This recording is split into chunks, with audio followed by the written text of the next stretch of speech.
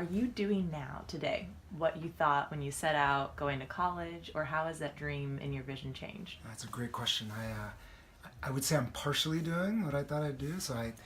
Ever since I was little, I wanted to be an astronaut. And so really, I remember when I was 7 years old, my great aunt, who's passed away from cancer now, but she took me from Puerto Rico to the Kennedy Space Center, and I got to be kind of an astronaut for a day, if you will. And that drove my decisions for the next 20 years. And really because of eyesight and some decisions around that, I got to become a pilot, but that kind of door closed.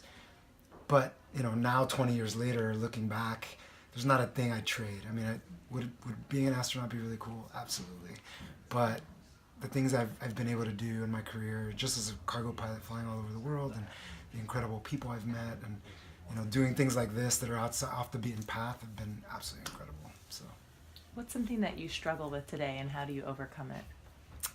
so I talked a little bit about it during my talk, but I still to this day struggle with doubt and insecurity, and so it's a weird kind of dualism, if you will, because I'm pretty self-confident, but I also have these bouts of terrible insecurity, and so it's kind of this constant battle, and part of it is just my own self-talk, and so I've gotten better over the years about not letting that self-talk get in the way.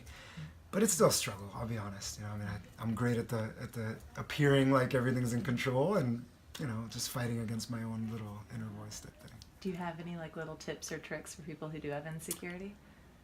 Yeah, I would say a couple things. I would say, somebody once told me when I was much younger, I was a young captain, I was in Afghanistan for about 8 months, and I had this roommate that was much older than me. He was about to get out of the military and run for office.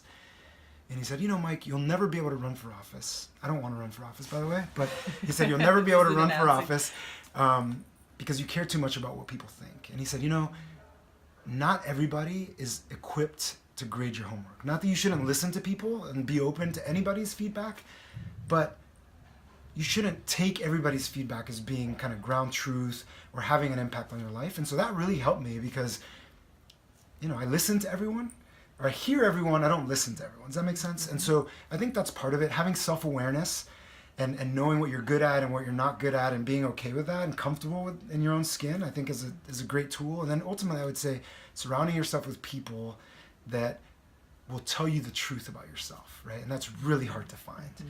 Friends that will tell you, the baby's ugly, if you will, right? That hey, I've been able to do the things I've done in life only because I've had amazing mentors and friends that have been willing to give me, positive love at times and kick me on the rear end at times, and it didn't feel very good. But having those types of friends in your life really increases that self-awareness and helps you with kind of that little negative voice, I think. So.